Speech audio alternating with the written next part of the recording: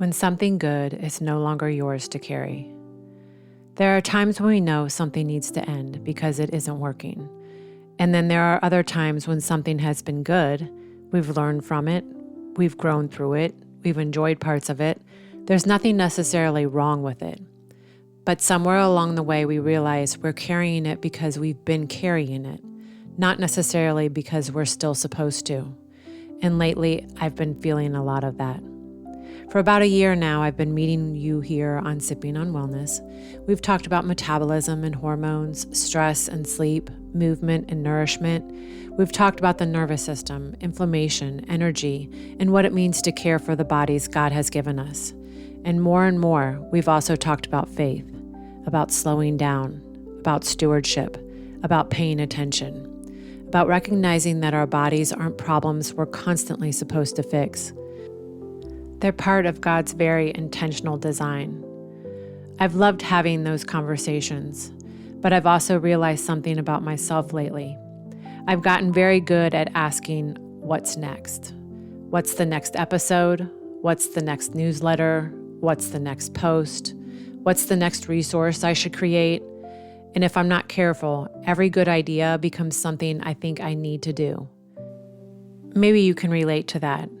Because sometimes our problem isn't that we aren't willing to say yes. Sometimes we're willing to say yes, that we forgot to ask whether God actually asked us to. I've been sitting with that.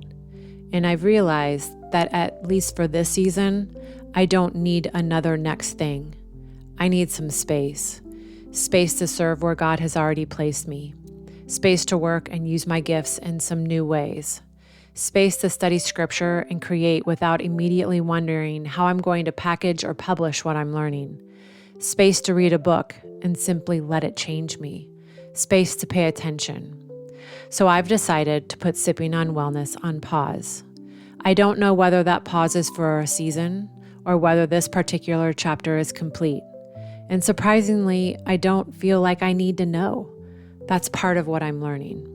We don't always need to know what comes next before we're willing to put something down. Ecclesiastes 3 reminds us, for everything there is a season and a time for every matter under heaven.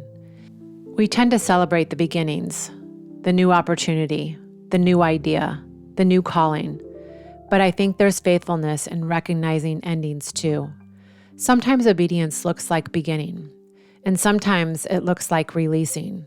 Not because something failed, not because it wasn't worthwhile, but because perhaps it did what it was supposed to do in that season. I can already see some of what this past year has given me.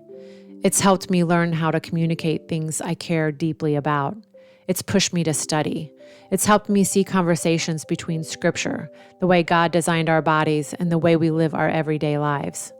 And maybe most importantly, it's helped me understand more clearly the kind of work I feel drawn toward, helping people take meaningful ideas, understand them deeply, and actually live differently because of them. I don't completely know what that will look like. And for once, I'm trying not to turn that realization into a 5-step plan. I'm going to let God show me. So the episodes that are already here will stay here. If there's one you've missed or a topic you want to revisit, they'll still be available. But there won't be a new episode next week. And I want to leave you with something I've been reminding myself.